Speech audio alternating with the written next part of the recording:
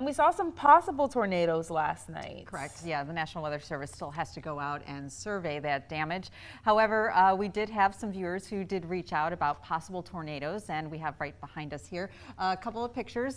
This one here is by Jamie and Jerry Beekman in Clark County, and around 9:37 last night, there was a significant storm damage to the North Ridge area.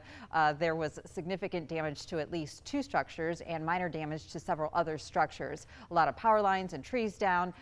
Emergency responders are in communication with the National Weather Service, and they will probably be coming out to do a full assessment later today.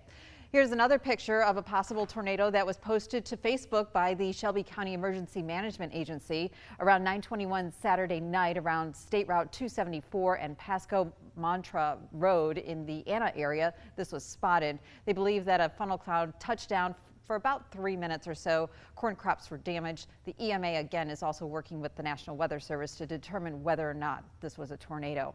Well, this morning on Live Doppler 2 HD, we are waking up to quiet weather conditions. However, once again, that will not stay that way as we go through the rest of the day.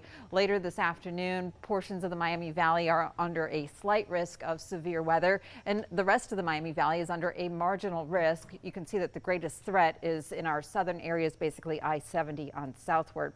So today, the risk for severe weather, our greatest risk is flooding, followed by high wind, and we cannot rule out an isolated tornado later this afternoon and this evening.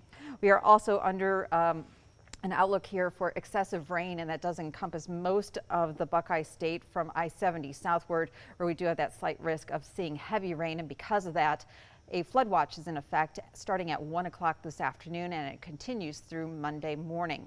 Right now, the heaviest of the rain is to our west. It's once again coming out of Iowa and out of western Illinois. It's moving along a frontal boundary. That front is going to sink southward, and we're going to see that rain move into our area later this afternoon. Starting out with cloudy skies this morning, don't expect to see a lot of sunshine.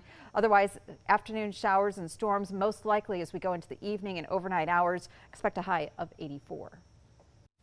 All right, thanks, Melissa. We were able to speak with the Clark County Sheriff about what's being done as emergency responders work to check for hazards in the area and what they need from the community. We're asking bystanders to try to avoid the area at this time. It's dark. We don't know that we've identified all of the hazards that are in this area at this time, so we're asking people to stay out of this area. As Melissa said, this happened around 9:37 last night. Fire, EMS, and law enforcement were dispatched to reports of storm damage. They found 2 structures significantly damaged, and there are no current injuries reported. Moorfield Township Fire and EMS, Clark County Sheriff's Office, Ohio State Highway Patrol, and several other agencies are assisting.